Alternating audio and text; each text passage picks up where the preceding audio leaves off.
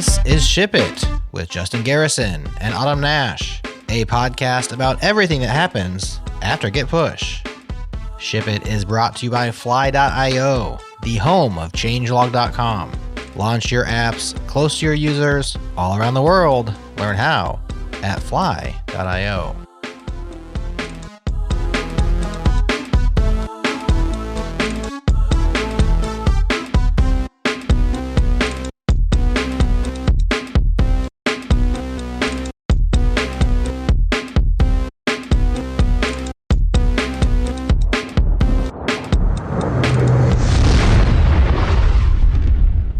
Hello and welcome to Ship It, the podcast all about what happens after you Git push. I'm your host, Justin Garrison, and with me, as always, is Autumn Nash. How's it going, Autumn?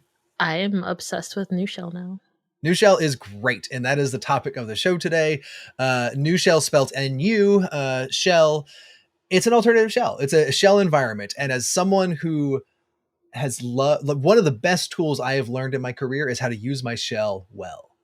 And I spent a lot of time in Bash. This is not even a joke. Like, I'm serious. I know it's not a joke, but the way that you said it in rhymed, I just can't deal with you.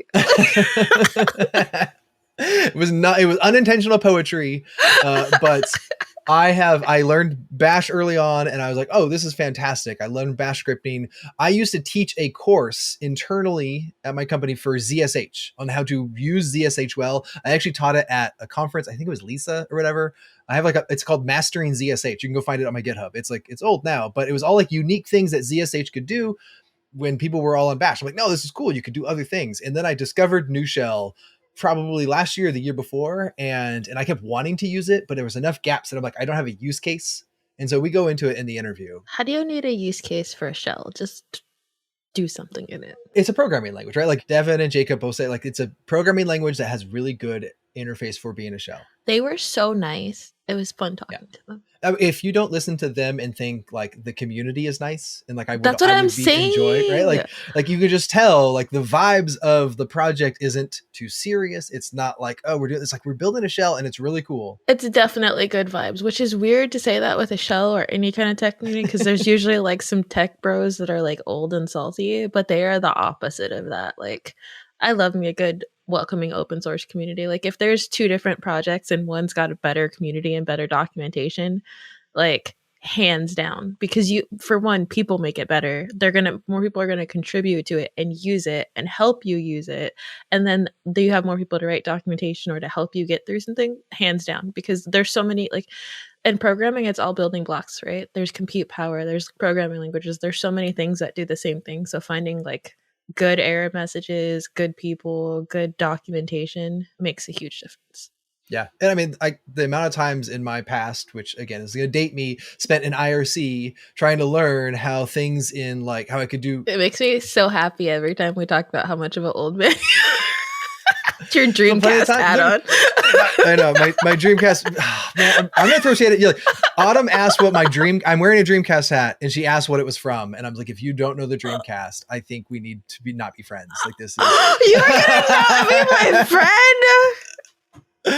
I loved the Dreamcast. The very first system with an internet connection had 4 controller ports. If I'm still your friend after you don't even drink coffee, okay? Like, you don't get to not be my friend over Dreamcast. You don't even drink coffee, dude. Like, don't come at me, bro. Like, I almost bought a Dreamcast. I was in Japan for vacation, and they had Dreamcast in the box.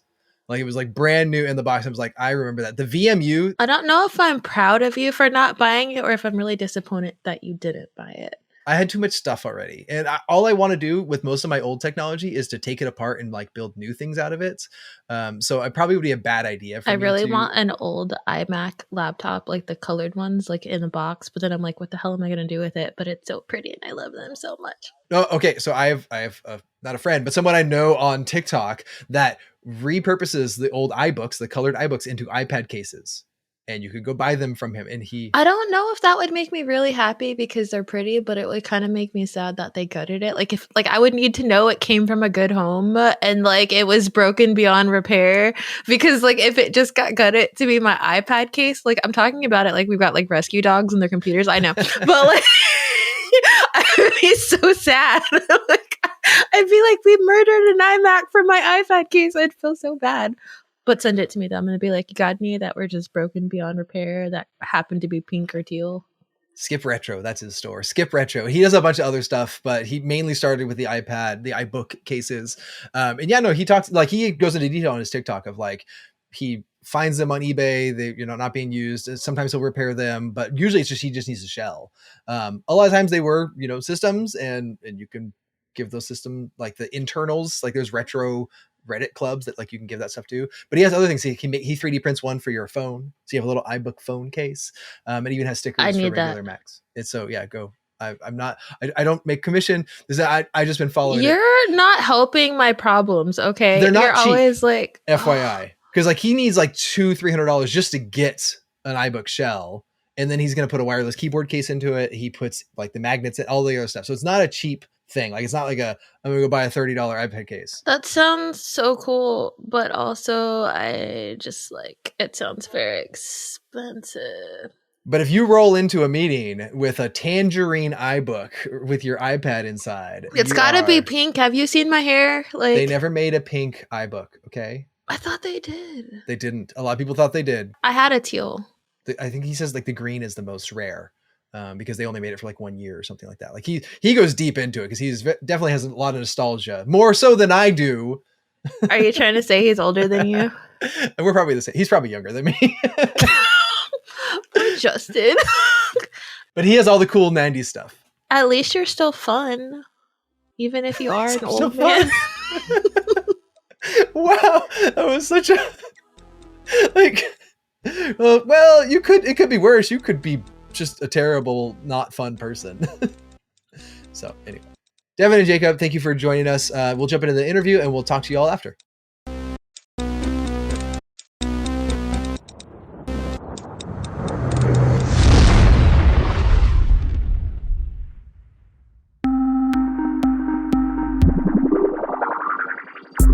What's up, friends? I'm here with a new friend of mine, Jasmine Cassis, product manager at Sentry. She's been doing some amazing work, her and her teams, over many years being at Sentry, and her latest thing is just awesome. User feedback. You can now enable a widget on the front end of your website powered by Sentry that captures user feedback.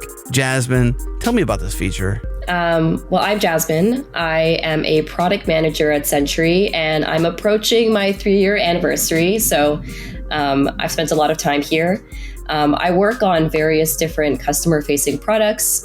More recently, I've been focused on this user feedback widget feature, but I've also worked on session replay in our dashboards product. With user feedback, I am particularly excited about that. We launched that a few weeks ago. Essentially, what it allows you to do is it makes it very easy to connect the developer to the end user, your customer. So you can immediately hear from basically who you're building for your audience, and you can basically have a good understanding of a wide range of bugs. So Sentry automatically detects things like performance problems and exceptions, but there are other bugs that can happen on your website, such as broken links or a typo or a permission problem. And that is where the user feedback widget comes in, and it captures that additional 20% of bugs that may not be automatically captured. I think that's why it's so special. And what takes it a step level above these other feedback tools and these support tools that you see is that when you get those feedback messages,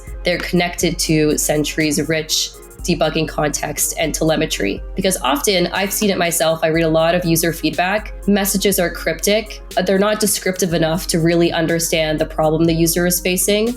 So what's great about user feedback is we connect it to our replay product, which basically shows what the user was doing at that moment in time, right before reporting that bug. And we also connect it to things such as screenshots. So we created the capability for a user to upload a screenshot so they could highlight something specific on the page that they're referring to. So it kind of removes the guesswork for what exactly is this feedback submission or bug report referring to. Now, I don't know about you, but I have wanted something like this on the front end pretty much since forever. And the fact that it ties into session replay, ties into all your tracing, ties into all of the things that Sentry does to make you a better developer and to make your application more performant and amazing. It's just amazing. You can learn more by going to sentry.io. That's sentry.io. try.io. And when you get there, go to the product tab and click on user feedback. That will take you to the landing page for user feedback. Dive in, learn all you can. Use our code changelog to get $100 off the team plan for free. Now, what she didn't mention was that user feedback is given to everyone. So if you have a Sentry account, you have user feedback. So go and use it. If you're already a user, go and get it on your front end.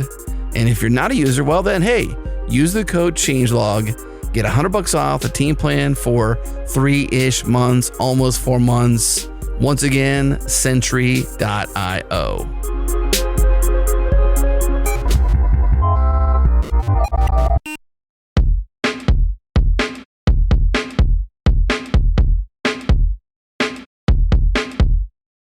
Okay, thank you so much for coming on the show today, Devyn Cairns and Jakub Žádník. I want to start with just what is Nushell? So Nushell, it's a shell, but it's also a programming language. So it's kind of a broad project. Like if you imagine you're typing some shell commands in your shell and you're getting more and more complex, usually what you do is you pick up Python or something, to step up the expression ability, and you want to grow your script. So Nushell is kind of aiming to bridge this gap. So you're able to write even complex projects in it. And we're also aiming to be cross-platform. So that's maybe one interesting point for this podcast, because there's a lot of assumptions that shell users have, which don't work on Windows at all. They don't have even alternatives on Windows. But we're pretty hardcore about keeping as much functionality on Windows as other platforms as possible. The comparison there with Python is great, because that is like, I like the Python REPL, right? Like I start IPython and just start doing things that I normally would. Instead of writing a full script and then executing, I can just start those things faster. Why not lean into Python? Why build a new shell in a new language that isn't something like Python is, again, cross-platform? Like I could do a lot of the same stuff. What are the goals of Nushell that are different? So in Python, using it as a shell is not very comfortable. Like you cannot type CD, you don't have environment variables. But like you can manipulate environment variables, but nobody's using Python as a shell. Nobody should be using Python as a shell. Yeah, there's like that one yeah. module that you can use, like the command sh module or whatever it is. There is a project that actually somehow is like Xonch. I don't know how to pronounce it, but yeah, that actually aims to bring some kind of shell capability into Python. But yeah, we're also quite disciplined that, for example, we don't allow mutability in functions, and we're pretty strict about scoping. So for example, in Nushell you have pretty strong static analysis where you can get very good like LSP type functionality that in Python you cannot get, because it's a dynamic language. We don't have eval like Python or other shell languages, for example.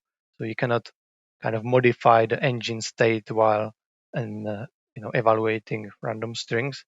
So we're also kind of strict on what you can evaluate and when. And this gives us mostly the very powerful static analysis, and it's kind of disciplined. Nushell is built in Rust, right? Right, yeah. Is that an artifact because it's Rust, or is that a design decision because you wanted it that way?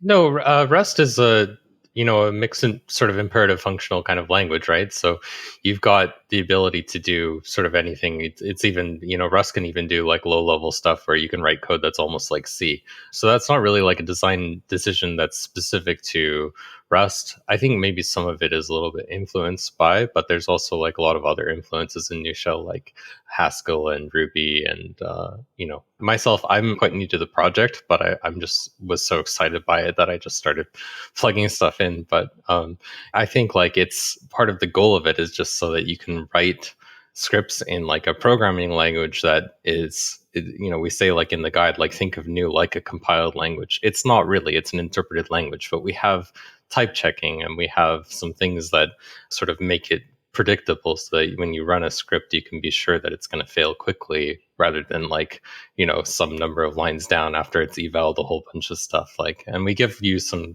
really good errors too. I think that's one of the main sort of things that we do better too. I think that speed of learning is super important in today, like with any shell, because it's like the Bash era of like command not found just is not super helpful, and like Stack Overflow is filled with command not found, library not found, what do I do, sort of thing. And some of the analysis you get out of Nushell is really cool to say like, oh, actually like that operator is not valid for this type or whatever. Like, oh, like that's a little more informative of like what I should search for, right? Devyn, how did you get, you said you're new on the project. How did you get started? Why did you, decide to become a maintainer, part of the core team here? Yeah, I just started this year, and so I'm brand new to the project basically. But computer languages have always been sort of like an interest of mine, and I was never really the type to really mod my shell like a lot. Like I would do some stuff for convenience, but I had like a mostly sort of a static Z shell kind of setup, and I started using Nushell because I heard about it. I thought it was kind of interesting, and I was just kind of blown away by how much it rethinks some of the things that we just take for granted all the time. That sort of traditional paradigm of like sort of Unix commands where you're piping stuff into other things to like stream transform them, right? But output formats are really different between different commands, and you've got like awk and cut and all these different things that are meant to sort of like work with all these different bespoke text formats that exist. And Nushell just does away with that because it just uses structured data, and it also has ways for you to easily like parse text coming from those other commands if you really want to or you need to. And so I found that really interesting. I found like one of the things that was missing was a good like plugin interface for extensibility. There was one, but it was really limited. You could only sort of write like commands that had like one result. You basically like take a bunch of arguments and then you could do something and then return a result, but that was it. And so I tried to make them more like the internal command, so you could add all kinds of like stuff that like keeps running. And we actually ended up using it to pull the data frame support that was quite a large thing that was difficult to compile out of the main binary and into a plugin. So now that exists as the PolarS plugin, and that's sort of one of the main achievements that I've had so far. That's cool. Is the data piping inspired by PowerShell? I remember back in the day I used PowerShell, and the two coolest features of it was everything was data, so I could pipe and sort data and output tables and all that sort of stuff. And the second thing was / worked in paths. Those are the two things that I loved about PowerShell when I was using it on Windows and managing Windows systems. And then when I found Nushell, it was just like, oh yeah, everything that you pipe is data, and now we can transform it like JSON to YAML or a table output or whatever. That just naturally works without needing to find the right bespoke combination of sed plus column plus whatever to output it as if I'm dealing with raw text. I believe PowerShell was one of the influences. I think one of the two founders, Yehuda and Sophia. I think Yehuda was into PowerShell, if I remember correctly. I wasn't there at that time, so I also joined later this project. But yeah, I think PowerShell was one of the inspirations. I mean, that makes sense. Yeah, and it's a disadvantage that it's a Windows shell again, so it's not.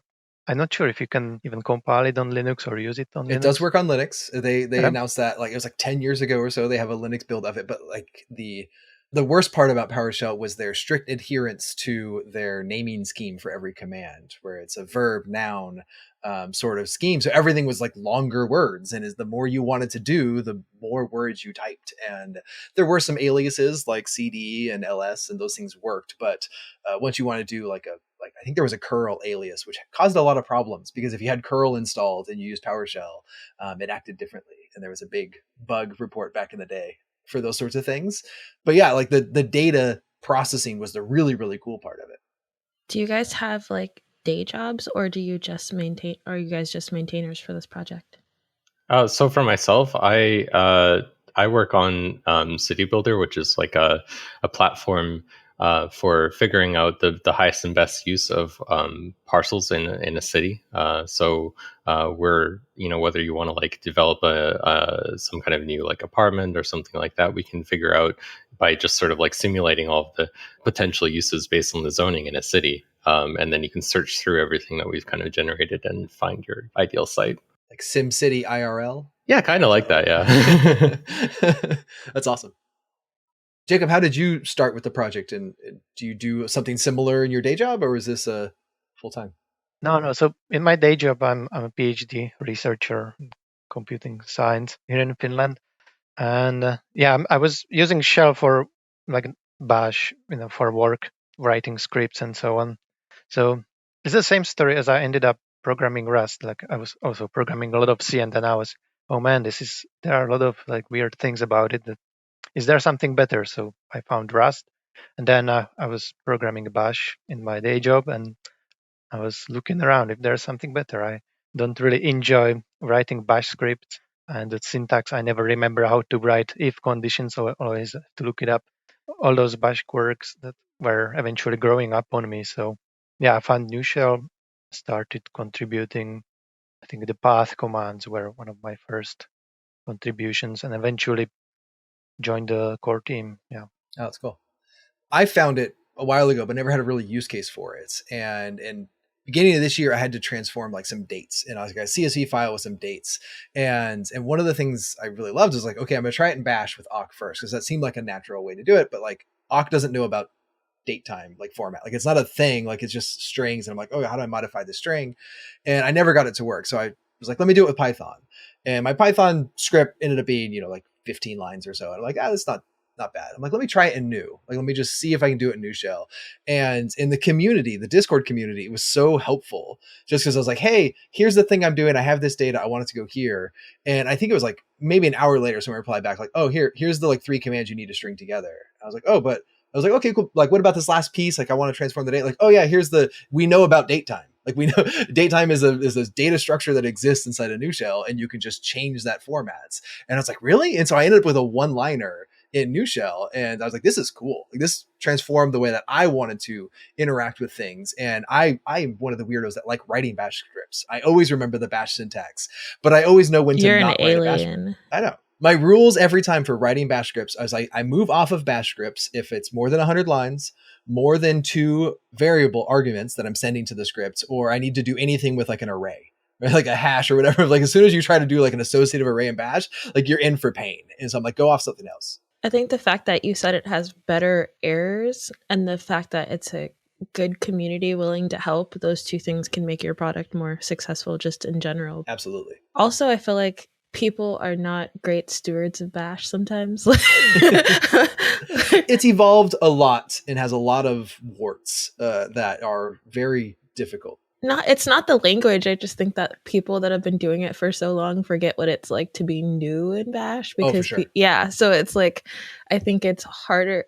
It's not hard to get started. It's just not like, I think there's so many people that are like beginners in Python or beginners in like newer things that the community is like, yay, come in. And then Bash, it's like, go figure it out. Well, and Bash is very obscure, Yes. right? Because there's a lot of those commands that you just have to know the 2 or 3 letters that like do a thing. And then like, if you don't know the history behind why it's called sed, you're just like, I don't know. Like, well, this is I type sed. And I haven't switched to Nushell as my full-time shell yet because I have to unlearn the Bash stuff that I know. Can you incorporate Bash in Nushell? You can call Bash. We support like external commands, so it's not like a self-contained language. That's part of the reason that it's designed that way. Actually, it's like it's a programming language, but it's also a shell in that like you can just call like external commands like normal commands, and they just work. Like there's nothing like really that surprising there. Shelling out doesn't feel like you're doing it wrong, which is the thing that Python and Go and a lot of other, like if you try to use a programming language, like I need to shell out to something, you're like, okay, well, like OS exec something. And it's like in Nushell, it's just like, oh yeah, I have a binary in my path, please run it. Python is definitely my favorite scripting language, but I don't know if I would ever consider it a shell. Like it doesn't work the same way as you can write a 40-line Bash script and have it automate in that way, as much as Bash is painful and break for everyone that's on a Mac that has the BSD option versus the well, not just that, but with Python's path in Mac, it's like always trying to pick the wrong path and you're like, no. Like, stop it. How do you deal with in Nushell? You're calling out to other commands, but everything needs to be data. How do you deal with that sort of like, I'm going to call ls? I mean, you have a built-in ls, but like if you're calling another command that sends you text, what do you do with that to make sure that you can then pipe it somewhere inside of Nushell? Then we just get a text. Like you can translate it. We have when you call an external, it gives you text because we don't know. We cannot know, but we have commands that can help you with that. Like we have a detect columns command, for example, which can see, and if there are like columns that align, it will split it up for you in a table. We have those automatic converters. So many commands nowadays, they support JSON output. So we can convert from JSON. Actually, JSON is a subset of Nushell. So you can paste JSON into Nushell. It's valid Nushell code. So you just need to translate it, but we provide helpers for that. How do you do your testing cross-platform? Because you said like Windows support, and actually thinking about now, like this podcast is fully cross-platform with the 3 major operating systems. How do you validate and test that stuff when the environment is so different between operating systems? I mean, mainly Windows is the outlier. I know like Mac and Linux have a lot of differences, but at least some things function the same under the hood. It's hard. We have, so GitHub Actions helped us a lot. Like we use that as a CI, and we're continuously testing every pull request on Windows, Mac, and Linux. The Mac one even is running on Apple Silicon, so we even cover ARM there, which is great. So that's sort of our basic level of testing. And then we also have people regularly using Nushell off of the main branch, compiling every so often just the latest stuff. And there are people who use it on more exotic platforms. Like we don't have our CI testing like the BSDs or Android or anything like that, but we have users who use that. We have people using Nushell on all sorts of things. So yeah. And now I really want it on my iPad. Yeah, I know. I want to go try it. Like I'm just like, maybe I should start this instead of Bash. I poke at it occasionally, and I've had a couple different use cases since that first use case of like, oh, I bet I could do this in Nushell really quickly, or at least figure it out because it has helpful error messages. Almost every time I end up in the Discord asking the like gap of like, I don't know what I'm searching for here. Like there's enough in here that like I don't know the word that I should pipe to that would be the most efficient way of doing this or the correct way of doing it. Because I can escape out to some of my familiar tools, but it's really hard to I want to learn Nushell, and it would be cool to be on it as a full-time environment of like, hey, my shell just. People should talk about that more, of not knowing what you're looking for. Like I think programming is like almost like building a building with blocks, right? And I think sometimes the gap is not knowing what the block is to use, Yeah, you just don't even know the word, right? Yeah. You don't know the term, you don't know anything about it. And sometimes theming helps, right? Like if someone has a theme around their project, and you're like, oh, what might this be called? But a lot of times it's still obscure. Do you know why it was called Nushell instead of NEW or other words? I think it's a wordplay, like new. I might be lying, but I think it might have also some meaning behind it from Yehuda, one of the original creators, but I'm not 100% sure. I'm realizing now on an audio podcast, saying Nushell over and over again is going to be hard because they're going to end up at NEW shell, and it's actually nushell.sh.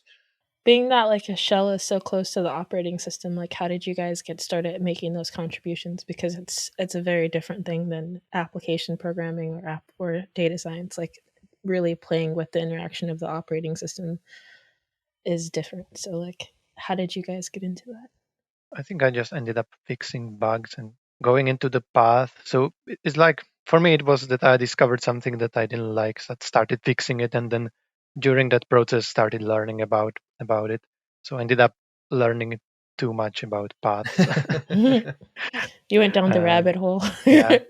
But there is also a lot of application programming. Like a lot of Nushell is just code and data processing and all sorts of stuff. And so large chunks of Nushell don't interact with the operating system at all. What do you do in your PhD program? Yeah, I'm doing lightweight compression algorithms. So it's more like a bit of a signal processing, but more on the implementation side. So kind of low-level performance programming, implementing on different devices, these compression algorithms. What do you guys think was something that you were shocked by when contributing to like Nushell, or something that was harder than you thought it would be, or maybe easier than you thought it would be? I mean, for me, just the process of contributing to Nushell is great. Like everyone is really friendly. They have a system with basically, we run everything, all of the PRs through GitHub Actions. We do the tests. Sometimes someone sort of chimes in and does like a more detailed review, or they just kind of look at it and test it and go like, yep, this looks great. And then it's accepted. And we kind of will take anything from anyone if it doesn't sort of conflict with our sort of core philosophy for the shell. So there's not really like, people are opinionated, but not like mean. Yeah. which is great. Sometimes you're like, dude, calm down. How do you decide what will become like a core command inside a Nushell versus something that should be external? Like I'm looking through your commands list on the website right now, and there's a few of them, and some that I was like, I don't even know why I would use this or what this does. Like lazy frame, like I don't know what that does. Why is that a core command inside a Nushell versus making that like an external thing or some other application? Yeah, this is tricky. This is one of the points we keep refining because at some point we want to ship 1.0, but usually it is like 400 commands, and like how do we guarantee that all of them are in 1.0 quality? So yeah, we have some commands are like language, like it's a command you can type help if, but it's also part of the language. So these are in. Then there are some file system commands, cd, ls. So this is also kind of core functionality, but these are not part of the language. These are just commands. So we're kind of in a process of it, and it keeps going and going, but we're constantly kind of categorizing the commands into categories like that, and then thinking about, are we comfortable shipping this for 1.0, or is it going to be some like extra commands that won't be included in the core Nushell? I just discovered the sys command as you were saying that stuff. I was like, sys is like, what does that do? It's like has great table output of like everything about my computer. I'm like, that's so cool. What is your like release process like? How do you break up what you're going to release at a time and like your testing? By the way, I love GitHub Actions. I love that you use those. But So, I mean, basically, if we do integrate it into main before release, it's going to be in the release. So, if there's a PR that, doesn't have enough time before the release or, needs some more polish, it doesn't go in. do you guys have like a time frame, like 2 weeks before release or? Yeah, we release every month. It's on a clock schedule, and we freeze. Jacob, I think it's 2 days or 1 day before the release. We completely freeze. Yeah, we ship on Tuesday, so during the weekend we land the last PRs. On Sunday we freeze, and just if there is any errors coming up, then we release on Tuesday, and then keep the freeze after the release for some time. Also, just to see if we need to do some hot fixes like it was in the last release. What is your actual release process like? Yeah, we are on a clock schedule, so just to keep things rolling. And so you freeze on a Sunday, and then Monday, basically all the builds kick off, right? And you're just like building artifacts and testing and validating integration tests, right? Yeah, we're not automatically kicking that off. Like someone has to volunteer to do the release. So whoever has the time in the core team will be like, I'm gonna handle the release. Sometimes multiple people. And then we have a document that's been written by the core team that just sort of lists all of the things that just have to be checked before, as the release happens. And a lot of those things are automated, but they just have to be kicked off and monitored. And it's getting easier and easier, honestly, too.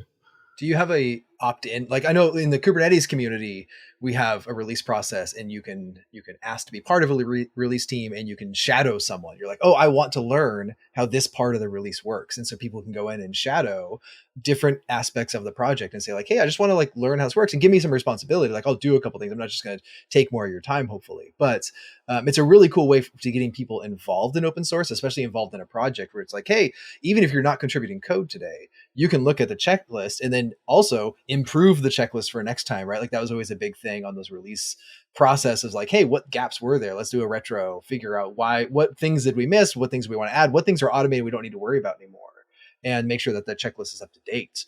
Do you have a process for someone to like every month? That's cool. Like, I mean, like someone every month can be like learning more about your project and just contributing in little ways that maybe aren't like, I'm not familiar with Rust enough to jump in and start doing things, but I'm part of the community and I want to help with that process and kind of ownership of the project. Yeah, we don't have anything like that we would invite non-core team members to do the release for us. I think the release, you also need to have some extra permissions to be able to publish the crate, for example. But yeah, it's an interesting idea.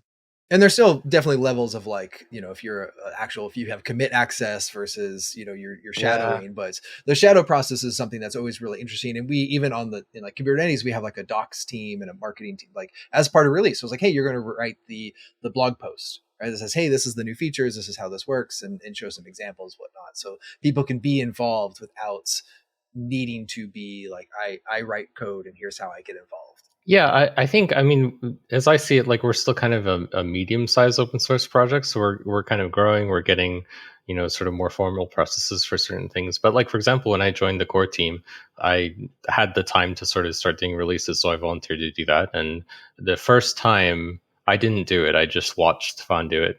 He's one of the other core team members, and he streamed it on Discord. And the first time I did a release, I actually just did it publicly on our open mic, and anybody who was there could just watch me do it. So that was cool. Yeah, that welcoming community of just sharing, of like, hey, we're just going to walk through this.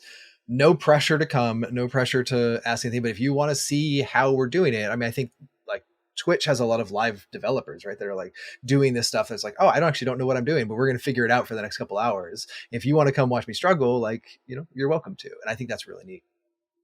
One of my favorite things about the Nushell Discord is the cool scripts channel, where people just share, like, I wrote a script that solved a problem for me in the most obscure things that I've ever seen before. But it's a great idea because I've looked in that channel and gotten ideas about things that I didn't know was possible, and about other subcommands in Nushell that I'm like, oh, that's why you would use that piece of it, or how someone else might use it, even if it's not my use case. What are some surprising use cases that you've seen people using Nushell for in writing scripts or solving their own problems? I've seen some people creating some wild aliases. Like in Rust, you have the question mark where you check for error type. So we can like early exit.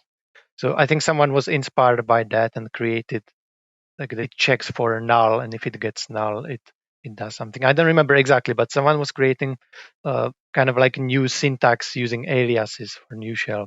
That was pretty cool. Yeah, I remember that too. Someone was doing like a pipe to question mark thing. So like get help about something, or No, like if something outputs null instead of a value, so it unwraps the value or returns if it's a null or something like that.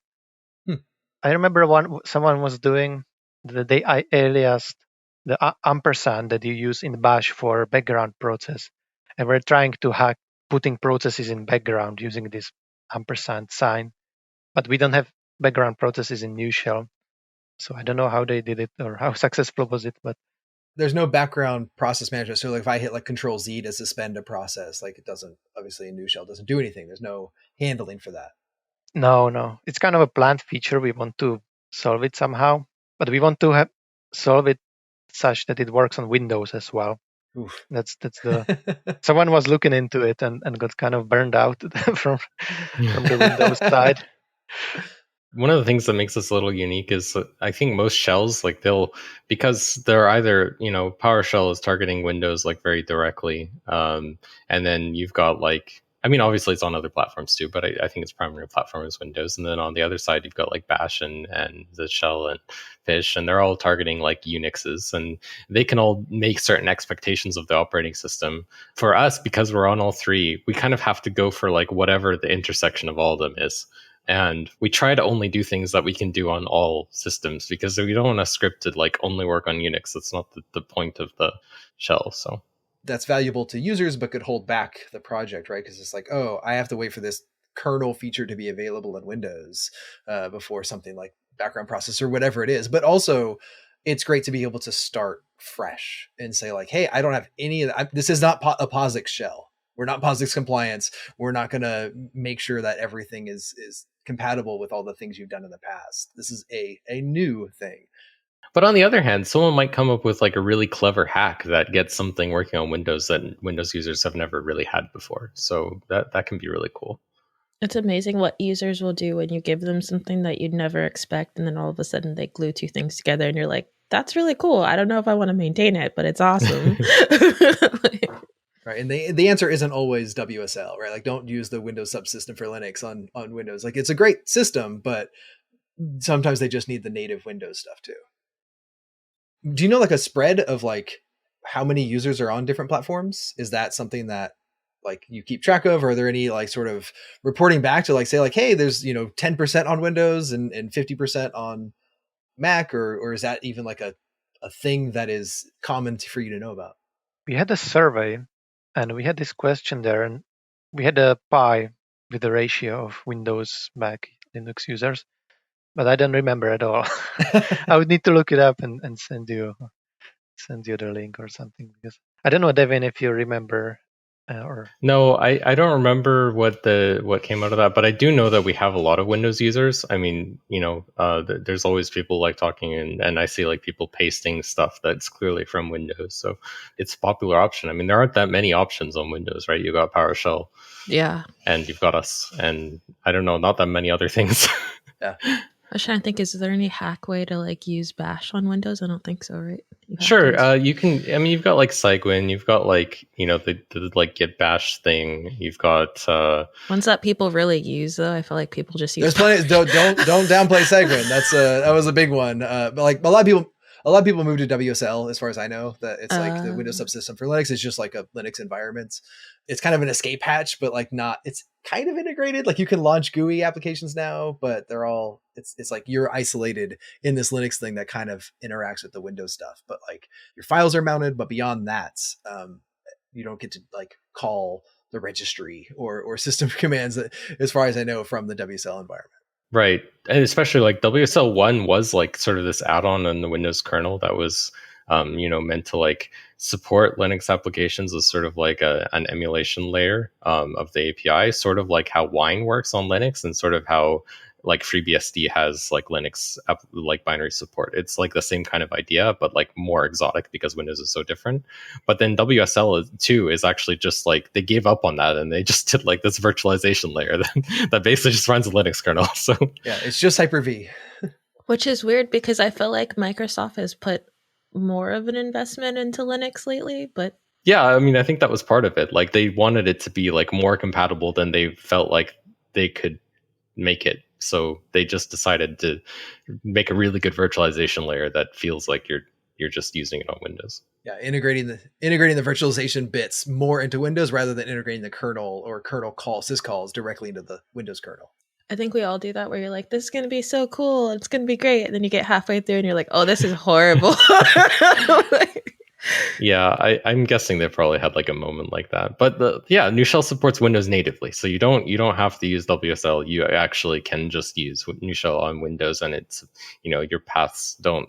I mean, that's the other thing is like the / like paths on Windows. Normally on Unix shells they kind of like take after C at least to some extent with the escapes, and we do, but we only do that for our double quotes. So like if you're just using like a var path or like single quote or backtick quote, like we let you use the / just like on Windows, and it's not a problem. If someone wants to integrate their external command and make it available in Nushell as like a native source, is the best way to do something like output JSON and then Nushell handles it? Or is there a more integrated way to say like, I have a command line tool that I want to work better inside of the Nushell pipelines? What would be the best way for me to go about like making sure that works? Yeah, I think support some structured output like JSON, or you can wrap it in a plugin. I guess you could have the same application, just make the plugin interface for it so it can be registered as a Nushell plugin, and that way it acts as if it was a built-in command inside Nushell. So I write a little Rust to wrap it and then suck in the data and like put it out natively. Doesn't have to be Rust. You can write even in Python. You can write Nushell plugin in Nushell. It's kind of pointless, but well, that was actually my last question I wanted to ask was around like, is the goal of Nushell, like a lot of programming languages, to eventually write in itself? Like, do you want to get rid of Rust? Is Nushell trying to get so big that you can do all that? Or is it still isolated? Like we want this a single use case. Is it only built in Rust? Yeah, it's built in Rust, but yeah, we don't aim to be self-hosting, at least not for 1.0. That's an on-goal. In theory, in the future, if someone is really enthusiastic, really into it, maybe.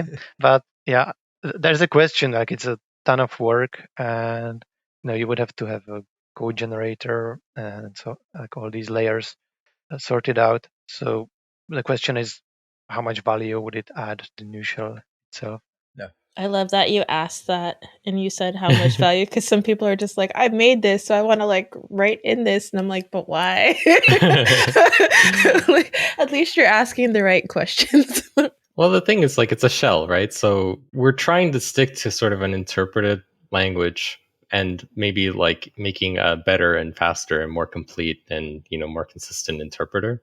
But, not so, there's not really any reason for us to go and like JIT compile stuff or like make ahead of time binaries, because this is sort of meant to like fit the niche of like Python, but like, when you want something that's like more shell-like, that works on streams more natively, that works with external commands more natively. And it's also just like a nice language to write in. But yeah. Compared to Python, it's more of you can really think of Nushell as a compiled language because we don't have eval.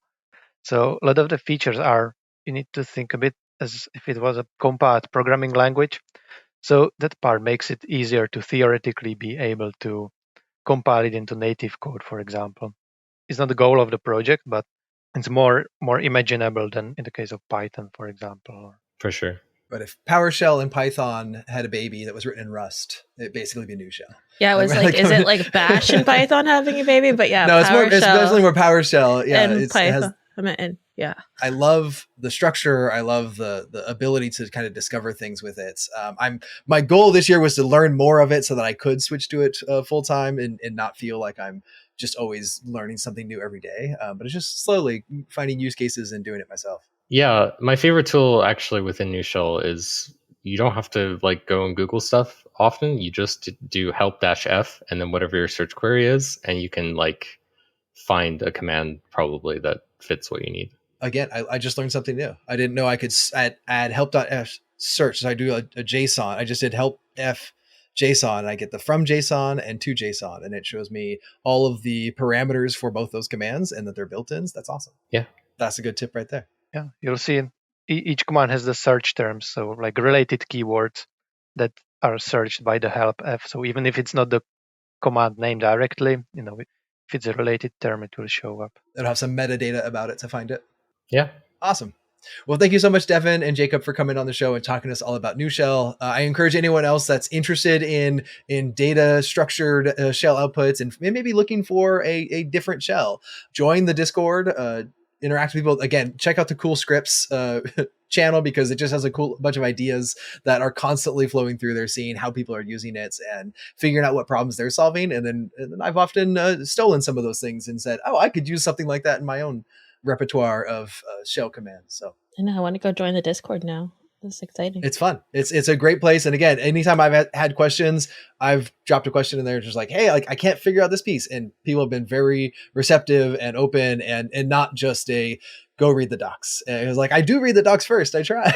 But I just learned about help-f. So I'm going to give that one a shot now too, before I start asking questions. So I love a good, helpful tech community. Yeah, that's the design goal of Nushell, to be cool and fun. And, it's a project made for people, we're not like hardcore tech bros, but want people to have fun, to be friendly. That's the main goal of Nushell, to provide. Those are usually useful. the best projects. Yeah. When you're trying to solve a problem and like be user friendly, Yeah. It was nice meeting you guys. Your PhD sounds so cool, and so does the stuff that you work on. Thanks. Yeah, thank you for hosting us. Yeah, it's great to meet you and great to be on. Thanks for having us. Yeah, thank you.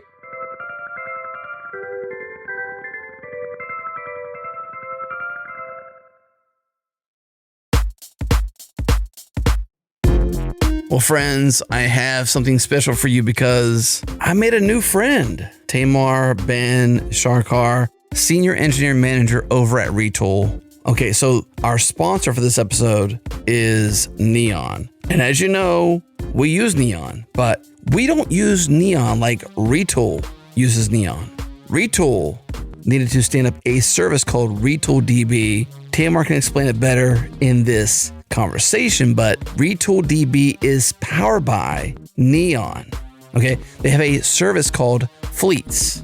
It is a service that manages enterprise level fleets of Postgres, serverless managed fleets of Postgres. And RetoolDB by Retool is powered by Neon Fleets. Okay, Tamar, take us into how Retool is using Neon for RetoolDB at large. So one big problem we had with Retool, we wanted users to have value, production value as soon as possible. And connecting to a prod DB in a new tool is not something that people will do lightly. No. But they're much more likely to then dump a CSV into Retool. And so because of that, we said, okay, well, what if we just host databases on behalf of users? And then they can get spin up really fast. And we really saw that take off. Problem we had is we didn't have a big team. We couldn't spin up a new team to support this feature. So what do we do? Yeah. And so we were looking, okay, what are the options out there? And we found Neon. Neon is a serverless platform that manages Postgres DBs. And so okay, that's interesting. Let's kind of look in further. What's kind of really unique about them is you really only pay for what you use, which is exactly the use case that we have, right? Because we want to provide this to everybody. Not everyone uses it. Not everyone uses it all the time. And so if we had to us manage a bunch of RDS instances, for example, right? Basically we'd have a whole infra team to support, figure out, okay, when are they on? How do we do? Try to have some kind of greedy algorithm to get all the data in the fewest amount of instances as possible, right? This is now a hard problem. Yep. That's not kind of a core value, right? A core value is just kind of providing that database. And we don't want to kind of go into, we're not like an infra team. We don't want to kind of get in that game. I think what's really great is that, okay, well, one big kind of risk when you think of going in third party is the cost. We're giving this free to all users. We have 300,000 databases right now, right? We can't, especially as we were rolling this out to begin with, right? We didn't know for sure how people would respond, right?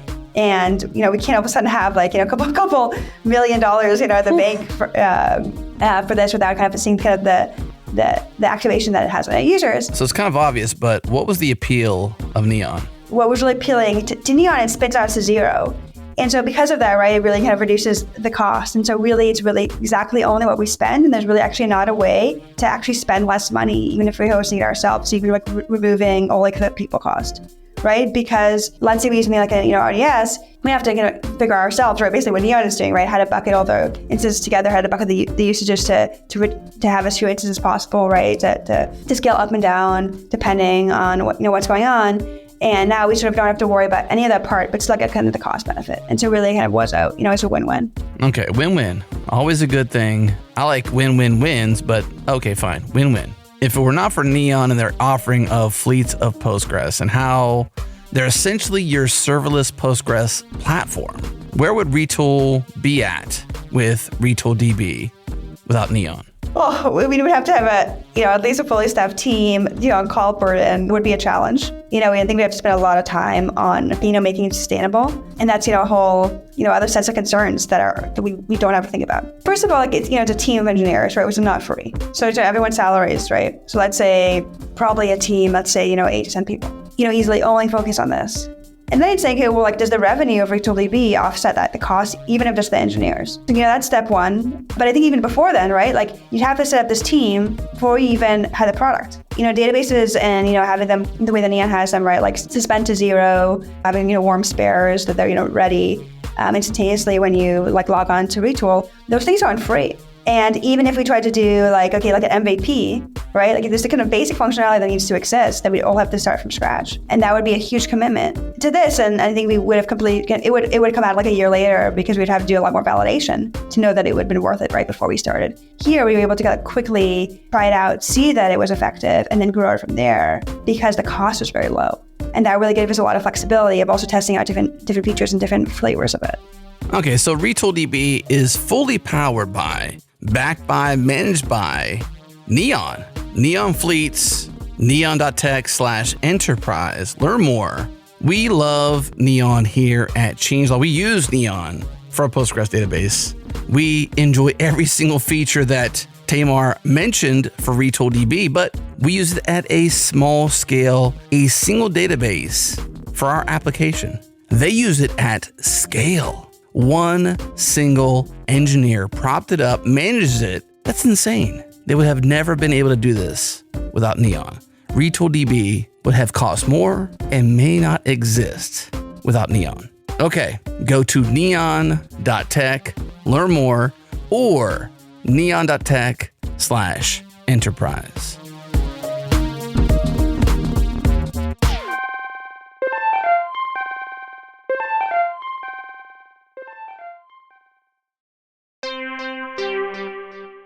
Thank you so much, Devyn and Jacob, for coming on and telling us all about Nushell. I hope that anyone listening is encouraged to go try it. It's just a fun thing. I have it installed on my systems.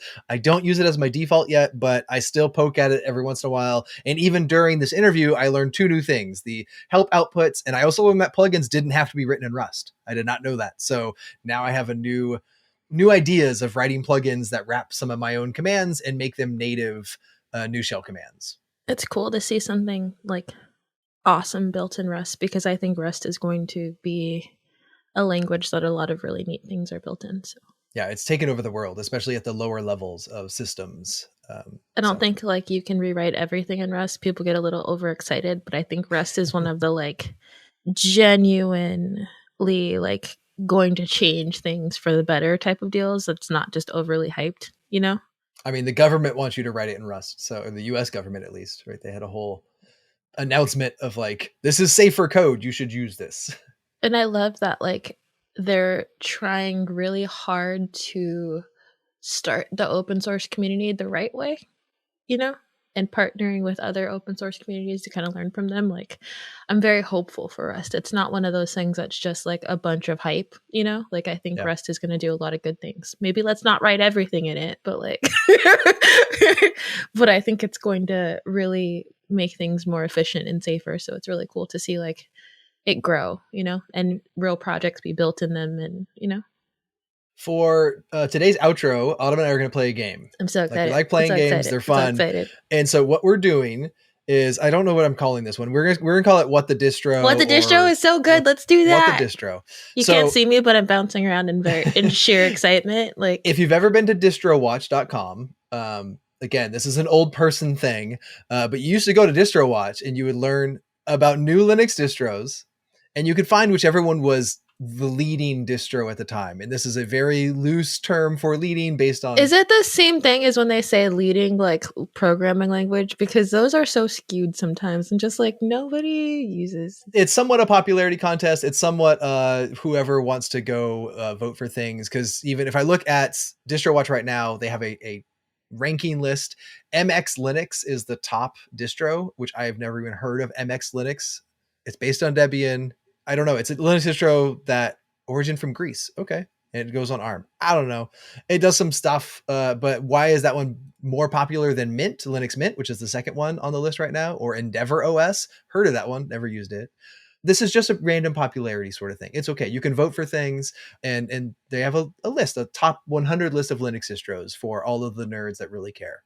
But what Autumn and I are going to do is they have a distrowatch.com/random.php. And we are going to go to the random page and get a random distro, say the name, and the other person has to guess what that distro is for, what it does, just some focus of why this Linux distro exists in the world. And then the person who is on the page can tell them if they're right or wrong and what it does. I'm going to go first. Oh, and we can skip ones that are obvious. Wait, pass me the... It's in the chat. It is not. It is. I just put it in there, along with a wiki page to Dreamcast, so you can see what the Dreamcast is.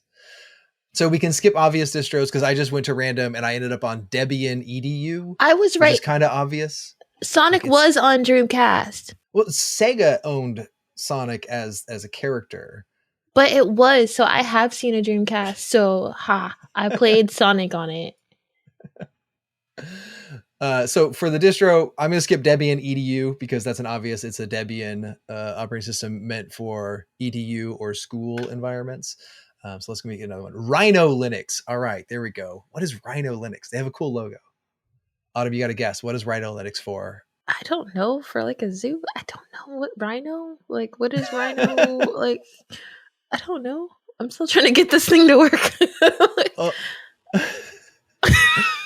I'm reading it right now. rhinolinux.com. I'm reading it right now. And what is this? It's just basically, it's a rolling release. So you don't have like big release updates. What does that have to do with Rhino? I think people are just like, this sounds cool. The logo is like a round Rhino, but it also looks like they're based on XFCE. So Paxstall and XFCE at its core. So it's just a different spin of Ubuntu with a rolling release as the like main characteristic of it, of like, hey, because like a lot of people love Arch Linux, which is rolling. So I get it. Like people wanted the familiarity of Ubuntu with XFCE as a lightweight desktop and then a rolling release. All right, they built a distro called Rhino Linux. What do you got? I don't know if that sounds like. I was like, I thought there was. We're not be a saying you should cooler try explanation. these necessarily. We're just saying these exist. Diamond Linux TT. Diamond Linux. I feel like Diamond Linux has to be some sort of like hardened, secure Linux. Like they're building it. It's probably, I would guess, like Red Hat CentOS based. It's Debian based. It's from Germany. Debian That's based? pretty cool. It is for KDE Plasma desktops with an eye towards making the interface look more familiar to former Windows users, and It's one of the Windows converts. a Debian stable branch. So it's based on Debian stable and it's XFCE, but it's trying to get Windows users to have a start menu. Oh, what's KDE though? KDE is a desktop. It's a desktop environment. So KDE has, in Plasma is like their framework for it. The menuing system is the Windows. It's all the fundamentals. Like I use GNOME. Some people say GNOME as my desktop of choice, my desktop environment. XFCE is a common like low utilization one for like smaller or lower lightweight systems. KDE is the like. What is Plasma though? I've never heard of. Plasma is like their framework, like how it's like KDE's built on Plasma. So like all like the decorations and the cool things that your Windows might do is like a Plasma engine sort of thing. But then KDE's like the actual environment of like encapsulation of what that does. Interesting. GNOME has their own framework that they build on top of, but Plasma is the other one.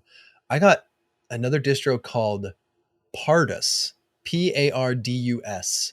And the logo is actually a really cool looking cheetah head. The logo show up for you on? Oh, okay. I think this.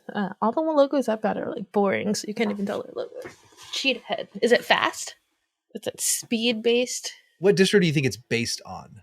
There's like a handful. There's like Debian, Arch, Red Hat, Gentoo, and Slackware. Probably like the common like bases for a distro. Ubuntu.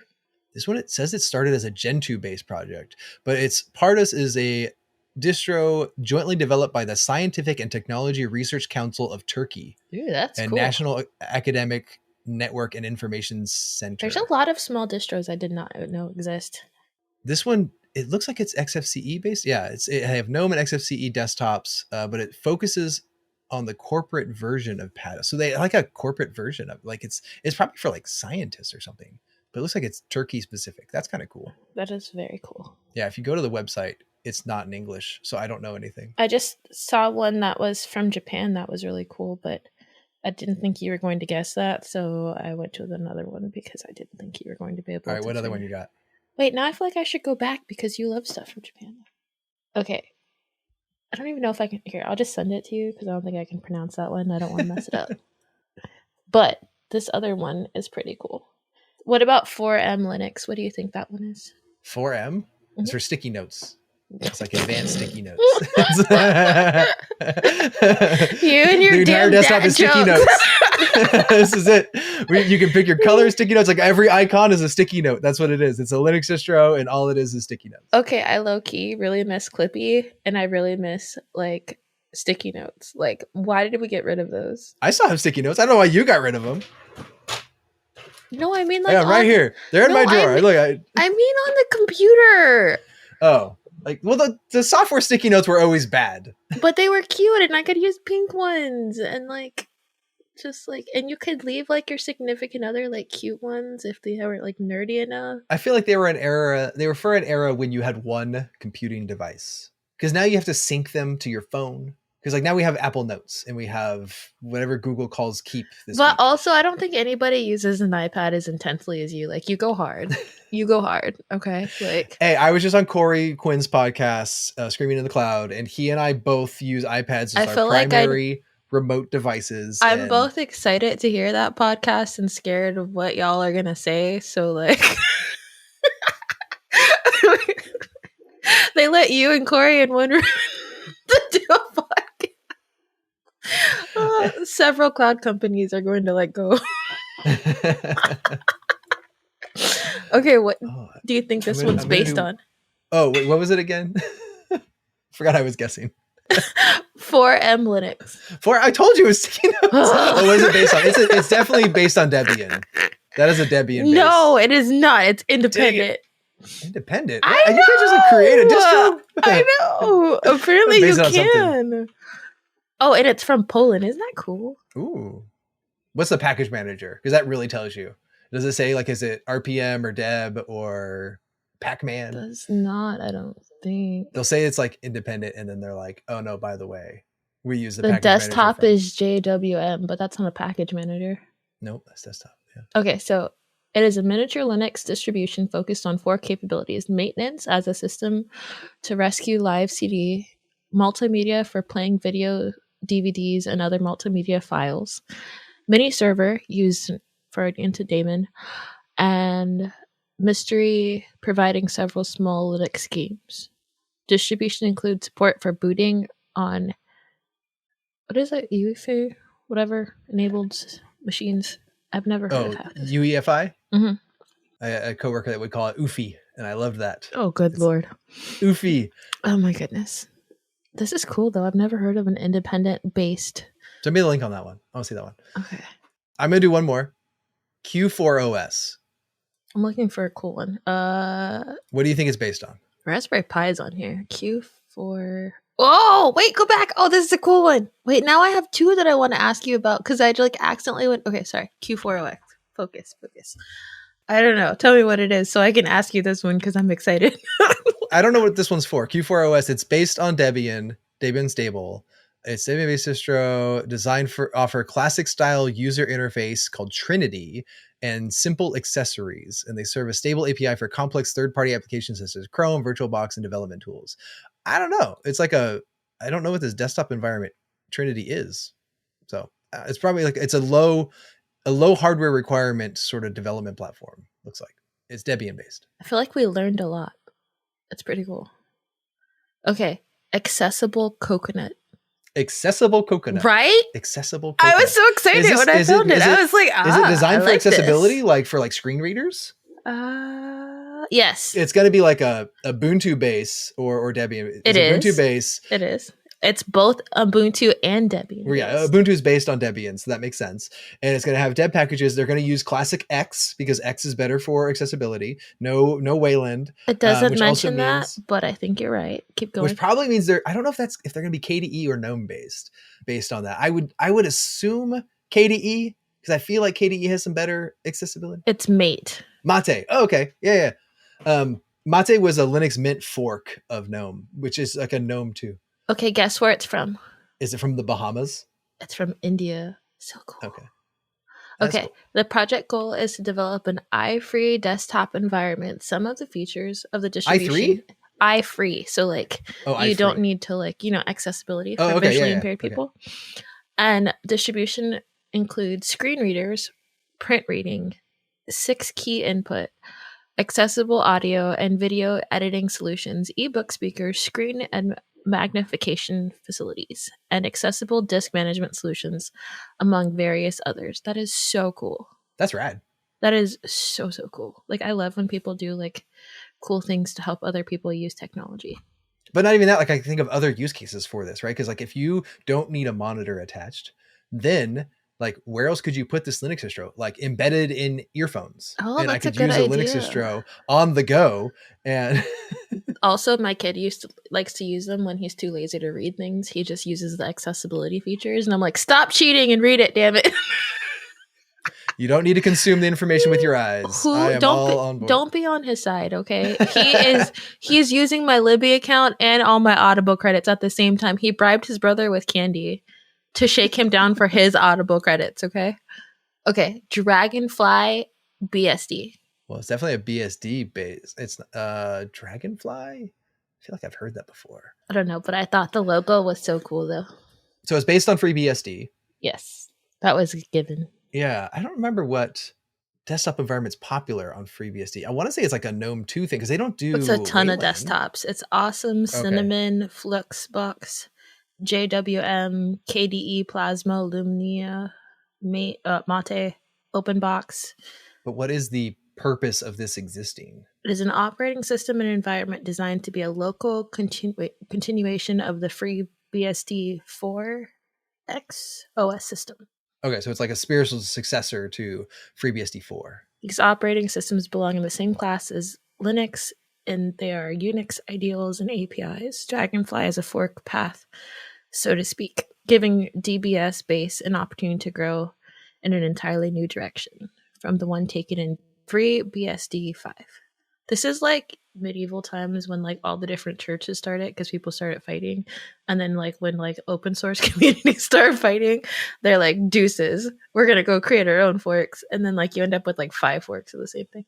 I mean, that's like the benefit of open source, of like you can, if yeah, it's because people licensed got freely, good ideas. if you have the time and you are going to maintain something, then sure, that is the thing that you can do, and that is not just that, but you get multiple cool projects. It just sucks when people stop maintaining them, but you know. Yeah, it's hard to pick and choose. I mean, but like that splinters into the like if you're making this a religion battle of like people picking their religions. I was reading history books last night. I really like history documentaries. Like sometimes I need a break from technology, even though I don't know, it's wild. I was watching the Men Who Built America, and it's about like the 4 richest dudes in like America, and it's like JD Rockefeller, Carnegie, and a couple other people, and I'm like, y'all were all terrible people. like your stories are very interesting, but you kind of all had no soul, and it's kind of sounding a little familiar to like current times. Yeah. History repeats itself. It does. Thank you everyone for listening to the show, and we hope you enjoyed this episode. If you want to hear a specific guest or topic, feel free to email it in. We have the shipit@changelog.com email address that we do read. I'm actually a little behind on replying to some of them, but I will get back to you. And yeah, so leave a comment, please. I need to go reply this week. We're also in the Changelog Slack, so you can hit us up in there. I love the Slack. And yeah, we look forward to talking to you again next week. Everybody leave comments telling Justin to buy a Dreamcast so we can play Sonic. If I had a Dreamcast, it would not be staying as a video game system. I'm going to use the shell and do something else with it. So. Why are you like this? That's what I like doing.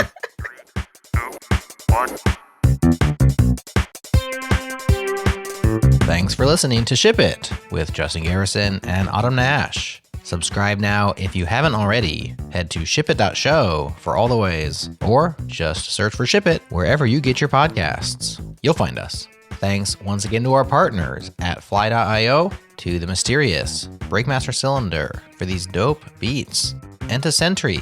Use code CHANGELOG when you sign up and save $100 off their team plan. That's all for now, but come back next week when we continue discussing everything that happens after Git Push.